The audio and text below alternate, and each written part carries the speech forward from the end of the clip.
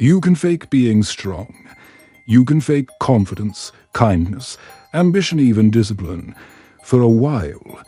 But there are a few behaviors that always give the truth away. They're subtle, almost invisible. But if you know what to look for, you'll see them.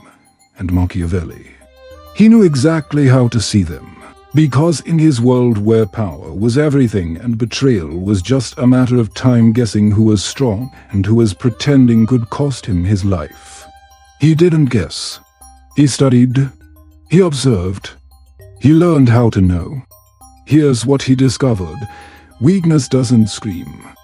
It leaks out. It reveals itself not in what people say, but in how they behave, especially when they think no one's watching. Strong men are calm, quiet, measured, weak men. They give themselves away without even realizing it.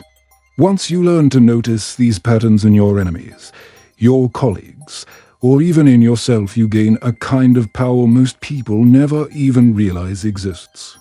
Machiavelli used it like a blade, to spot weakness before it became a problem, before it could grow into betrayal. These aren't obvious behaviors. Most people miss them. But Machiavelli didn't. He watched men the way a predator watches movement. He noticed the tells, the tiny signals that said, "This man isn't ready," or worse, "This man is dangerous to trust." He found 3 behaviors that, without fail, expose the weak. Let's start with the first, maybe the most subtle. Overjustification. Here's how Machiavelli put it: strong men decide. Weak men explain. That's it. That's the difference. A man who is secure in himself doesn't feel the need to explain every decision. He doesn't beg you to understand him. He just acts calmly, decisively. But a weak man, he needs you to agree with him, to see his logic, to validate his choices. Not because he values clarity, but because he's unsure. He's insecure. His confidence isn't real, it is held together by the hope that you will approve of it. Machiavelli saw this constantly in the courts. Princes spoke little. Ministers, merchants, advisors, men who wanted to look powerful, they talked endlessly. They couldn't help it. Their sense of self was built on the reactions of others. They weren't being transparent. They were begging for permission, and that's the key insight. Over-justifying isn't about communication. It's about fear.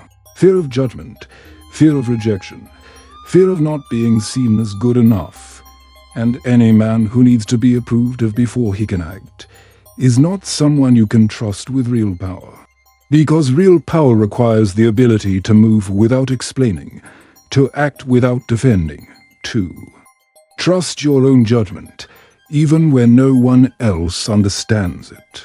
So the next time someone keeps repeating themselves, rewording their opinion, or trying to make sure they sound morally correct, you are not hearing strength. You're hearing someone crumble slowly, from the inside out. But that's just the first sign. The second one. It's colder, more polished, and even more dangerous. Weaponized niceness. See, the most fragile men don't always look scared. Sometimes they look charming, polite, friendly, always agreeable. But Machiavelli wasn't fooled. Because true strength can be kind, but it's selective, intentional. It never comes at the cost of self-respect. A weak man, though, he tries to be nice all the time. He agrees to avoid conflict, compliments to be liked, stays quiet when he should speak, apologizes not because he believes he's wrong, but because he's afraid you'll leave him if he doesn't. And here is what is even more telling. When that niceness doesn't get the approval he wants, he flips. Suddenly, he's sarcastic, passive-aggressive, bitter, why? Because his niceness was never real. It was a tactic, a strategy to avoid disapproval. And when it fails, the mask slips and you see the resentment underneath. Machiavelli saw this all the time. He wrote, "A prince must know how to do wrong, and not use it unless compelled. In other words, restraint is power. But weaponized niceness, that's fear pretending to be virtue. It is the posture of a man who doesn't know how to stand on his own. So he shrinks himself, smiles too much, nods too quickly, hopes that if he stays small enough, no one will step on him. But when pressure hits, when conflict can't be avoided, that smile curdles fast. And that's when you know, this man cannot be trusted with tension, with leadership, with anything. That requires a backbone, because true strength says no without guilt. It draws boundaries without apology. It doesn't crumble into people pleasing the moment things get uncomfortable. Machiavelli knew when you see a man who's compulsively agreeable, who turns bitter when challenged, who masks fear with politeness. You're not looking at kindness, you're looking at fragility wrapped in a smile. But there's a third behavior, one that's even more exposed, more desperate, and when you see it you know. Display addiction. You've seen this one. The guy who has to be seen, has to be heard. Can't go a day without posting something, boasting, bragging, performing. Machiavelli understood something about these men that most still don't. They're not confident. They're panicking constantly, because in their minds, if they're not getting attention, they don't matter. If no one is praising them, liking them, envying them, they don't exist. This isn't ambition. It's identity rot. They don't know who they are unless someone else is watching. And that makes them incredibly dangerous. Because these men, they'll do anything to stay in the spotlight. Lie, embellish, betray, expose secrets, turn on friends. As long as someone's looking, they're happy. Because silence, stillness, it terrifies them. Machiavelli saw these men for what they were, liabilities. You can't trust them. You can't build with them, and if you ever need to ruin them, you don't attack, you just ignore. Take away the stage, take away the applause, make them feel invisible, and they fall apart on their own. Because unlike the strong who train in private, build in silence, and strike only when it matters, these men can't go 5 minutes without being noticed. They're not mysterious, they're not complex. They're just loud and predictable, easy to manipulate, impossible to trust, and that's what Machiavelli feared most. Not the loud men, not the cruel ones, but the empty ones. Because emptiness is dangerous. It can be filled with anything, even destruction. But Machiavelli didn't stop at just seeing weakness. That wasn't enough. He turned it into strategy. He knew the weakest men don't shatter like glass. They melt, slowly, quietly. And if you don't notice it early, if you depend on them, trust them, give them responsibility, they collapse right when you need them most. That's why he studied them. Not out of cruelty, but survival.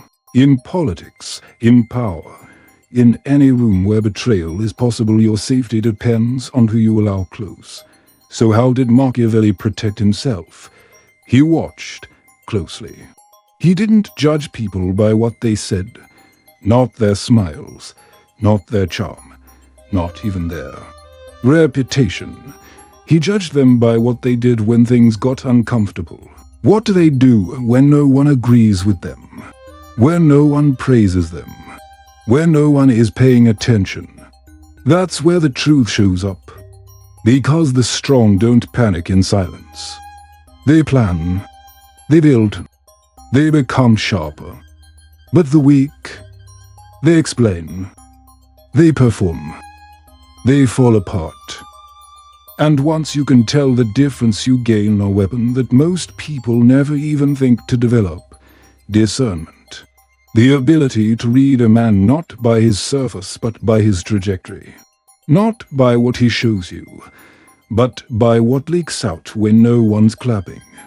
That's how Machiavelli chose his allies. That's how he avoided claps. And that's how you outlast people who are still impressed by appearances. Because here's the truth: under the right words, beneath the curated image, behavior never lies. And Machiavelli understood. Weak men will always reveal themselves, but if you're smart, you don't expose them, you use them. He didn't see insecurity as something to criticize. He saw it as leverage, a blueprint, because once you understand a man's emotional fault line, how he reacts when ignored, how he panics when misunderstood, how badly he needs to be seen, you don't need to confront him. You just guide him, like a puppet on a string he can't see. Machiavelli knew the weak don't want truth, they want comfort. They don't want to be free, they want to feel important. And he gave them that, not because he respected them, but because he understood how easily they could be controlled.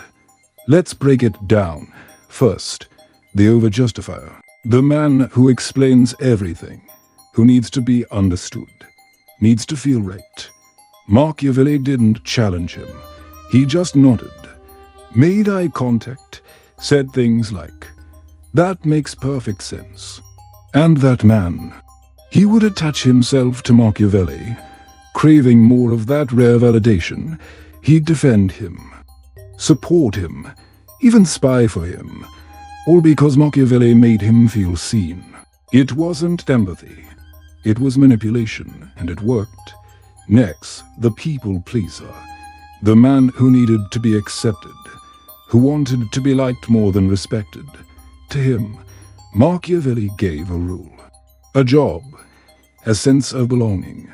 He made him feel chosen, and that man. He would never betray Machiavelli, not because of loyalty, but because betrayal would mean losing the only identity he had. That false sense of being useful. Take that away, and the man crumbles. So he holds on for dear life. And then, the display addict. The man who needed attention like oxygen. Machiavelli gave him the stage. Let him speak in meetings. Let him take credit in public.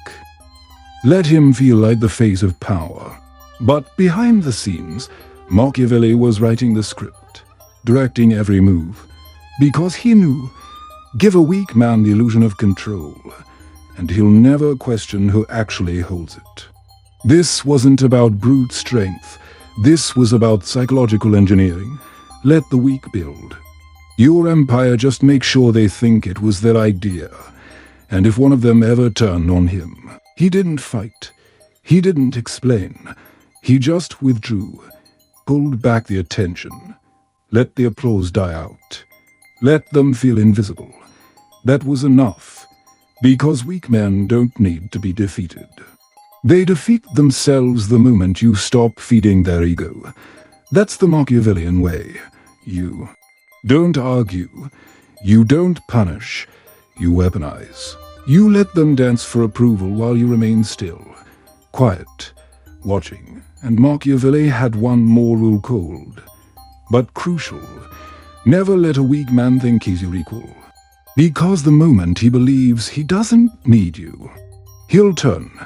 He'll fantasize about rebellion, about replacing you, about becoming you. So you keep the gap wide. You reward him just enough to keep him moving, but never enough for him to feel secure. And if he ever challenges you, you don't retaliate, you replace him. There's no shortage of weak men, but there's only one you. That's how real power works, not through domination, but through instinct. You don't have to manage people. You just understand them better than they understand themselves, and you guide them by feeling the exact emotion they're addicted to without ever exposing your hand. Because the best control, it doesn't look like control at all. It looks like friendship, like mentorship, like calm. Presence, but underneath, it's puppeteering. Machiavelli moved through courts, councils, and kingdoms without ever raising his voice. He didn't need to dominate. He didn't need a title. He didn't need anyone to see him as the leader, because the real game wasn't played in public. It was played in private minds. And once he understood yours, he could control your choices without ever telling you what to do. Here's how he made it work, how he turned weakness into obedience. Step 1. Speak less than they expect. Weak men crave feedback. They need affirmation, praise, reassurance. The more they speak, the more exposed they become. So Machiavelli offered them exactly what they needed: silence, strategic silence. While they explained, justified, rambled, he listened, calm, still, unshaken, and in that stillness, they projected meaning onto him. He must be powerful. He must know something I don't. I need to win his approval. That's the moment influence begins, when people assign you power you didn't even ask for. And when Machiavelli did speak, his words landed like thunder, because they were earned, unexpected, rare. One compliment from him meant more than 10 from anyone else.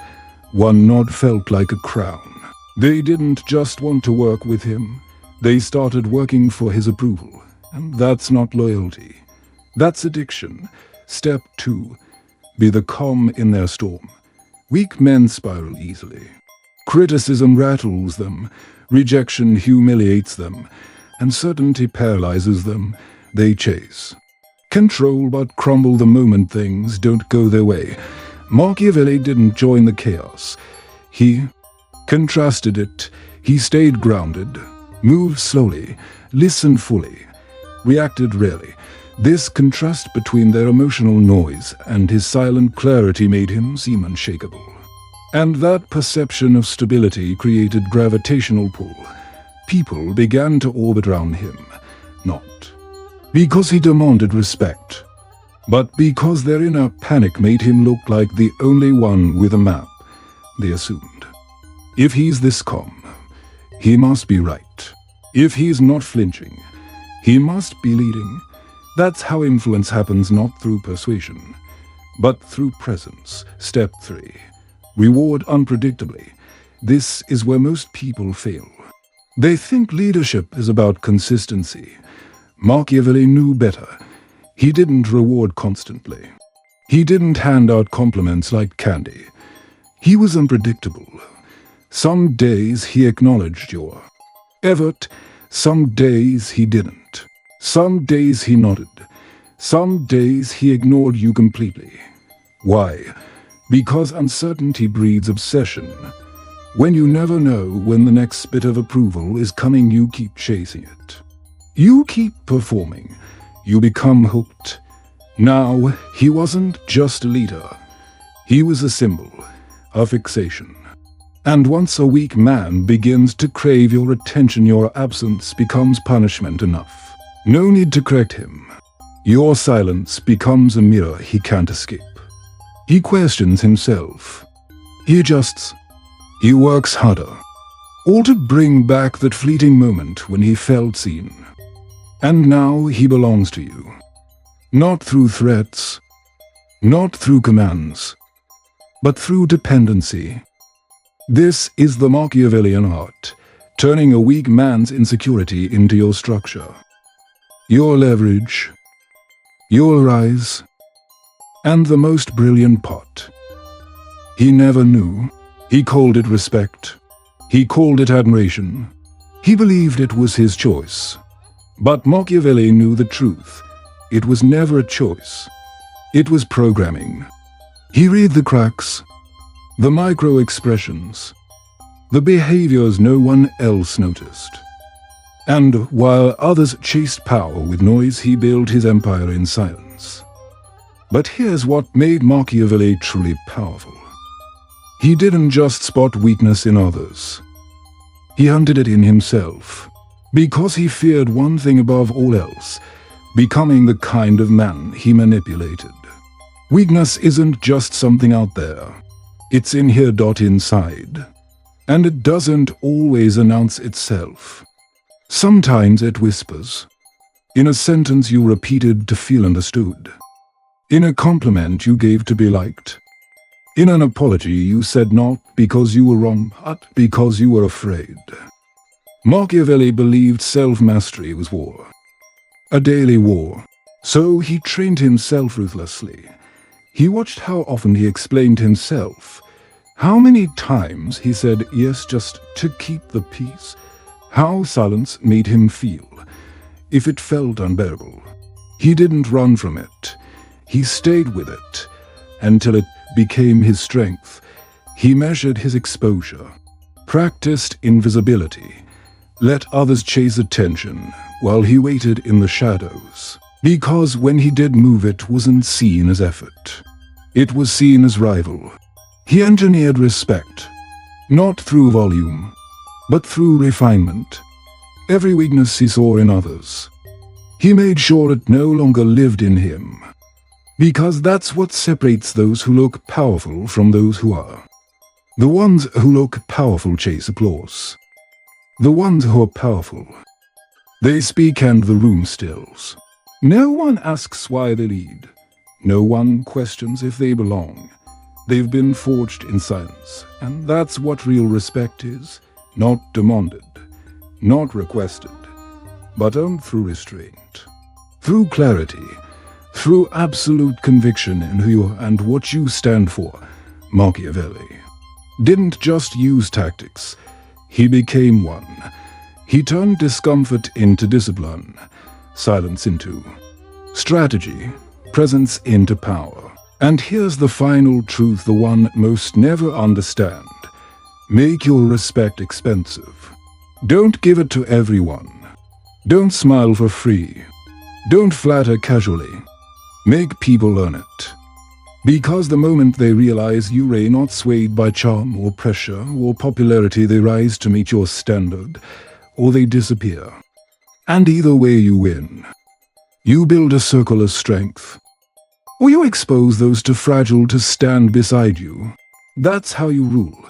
Not with noise, not with arrogance, but with something more rare and far more dangerous: unshakable self-respect.